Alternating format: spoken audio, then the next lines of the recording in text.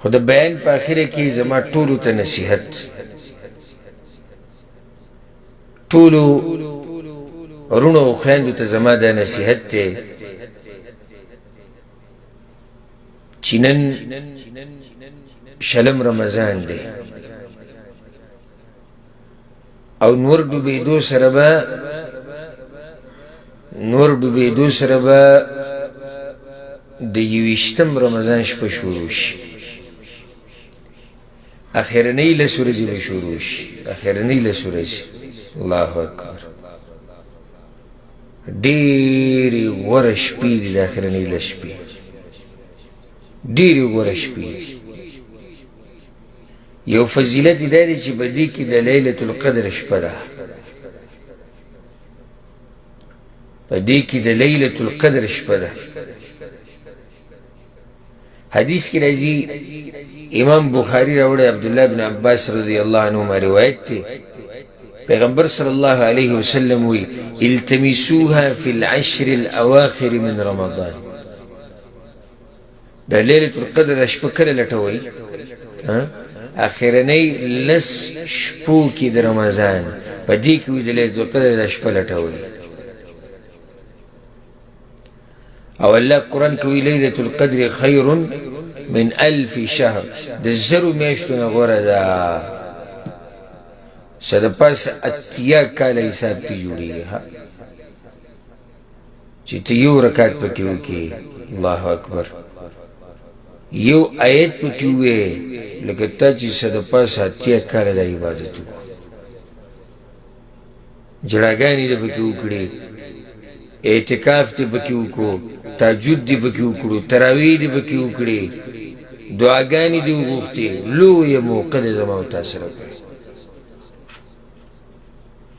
ما خو د رمضان په اوله کې دا ویلو، ما که په دې پوره میاشت کې ستا دې دنیا ته څه نقصان ورسي نو غمې مه کوه، الله به دې په بدله کې ډېر څه درکړي.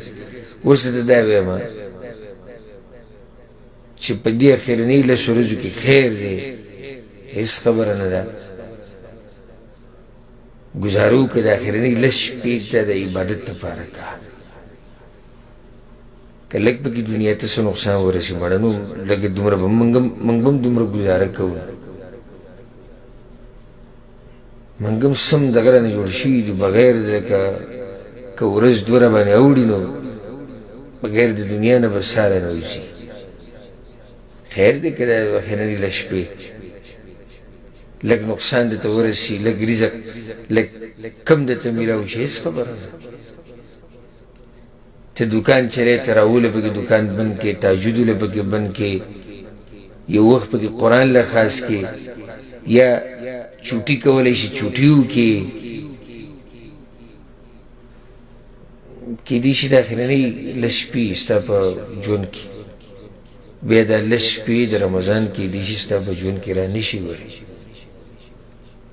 او لیلة القدر په دغه شپو کې ده. سبحان الله، امام ابن القیم سوی وی که چرته الله ویلی وی، که چرته الله ویلی وی چې د کال په دې 360 ورځو کې، د کال په دې 360 ورځو کې یو شپه ده چې هغې ته لیلة القدر وي، وی موږ به د کال دا 360 شپې ټولې شوګیر کړې دې دپاره. یو مسلمان ته پته ولګي لس شپې ما ورته د الله دپاره نشو تېرولی. او ووایو که په دې کال کې راته پته ولګي په پوره کال کې دا ورځ ده نو پوره کال به پسې محنت کوو لټوو به. لس شپې ما ورته محنت نشو کولی. څه د پاسه 80 کاله بندګي کول د الله، دا ګوره د الله رحم دی.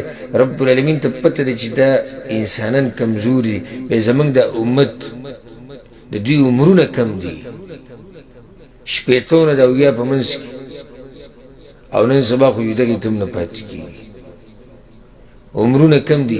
رب العالمین خبره اسانه کړه په دې طریقې سره، عمر دې کم دی وراشي لیلة القدر. لیلة القدر د قدر په شپه کې عبادت وکړه. من حدیث کې راځي من قام لیلة القدر ایمانا واحتسابا غفر له ما تقدم من ذنبه. چا چې لیلة القدر په شپه یا د قدر په شپه عبادت وکړو، مونځ وکړو، تهجد وکړو، نو د دې لپاره به الله دا ګناهونه تېر شوي ګناهونه ټول وبخښي. نو د دې لسو شپو خو یو فضیلت دا دی چې په دې کې کومه شپه ده؟ لیلة القدر. دغه شان بل فضیلت دا دی چې هم په دې شپو کې قرآن نازل شوی دی. هغه څنګه؟ ان انزلناه فی لیلة القدر. الله وی دا قرآن ما په لیلة القدر کې نازل کړی دی، شب قدر کې مې نازل کړی. او لیلة القدر مخکې ما حدیث ذکر کړو د عبدالله بن عباس چې کوم کله لټوي د رمضان په اخرنۍ لسو شپو کې د لیلة القدر لټوي، شب قدر هلته لټوي. نو دی بل فضیلت شو چې په دې مبارکو شپو کې قرآن نازل شوی دی. نصیحت زمونږ دا دی چې کوشش او کوشش، کوشش او کوشش. حدیث کی راځي كان رسول الله صلى الله عليه وسلم عائشة رضي الله عنها يجتهد في العشر الأواخر ما لا يجتهد في غيره. عائشة رضي الله عنها وی پیغمبر صلی الله علیه وسلم با په دې اخرنۍ لس شپو کې په عبادت کې دومره کوشش کو چې دومره کوشش به د رمضان پر نورو شپو کې نه کو. بلکې دا حدیث واوره، عائشة رضي الله عنها وی كان النبي صلى الله عليه وسلم إذا دخل العشر شد مئزره وأحيا ليله وأيقظ أهله. کله چې به د اخرنۍ لس شپې راننوتې نو پیغمبر صلی الله علیه وسلم به ملا وتړله، ملا به یې وتړله. څه معنی؟ یو معنی دی چې عبادت ته به ملا وتړله، دویمه دی چې ځان به د زنانو سره د کوروالي نه بند کو.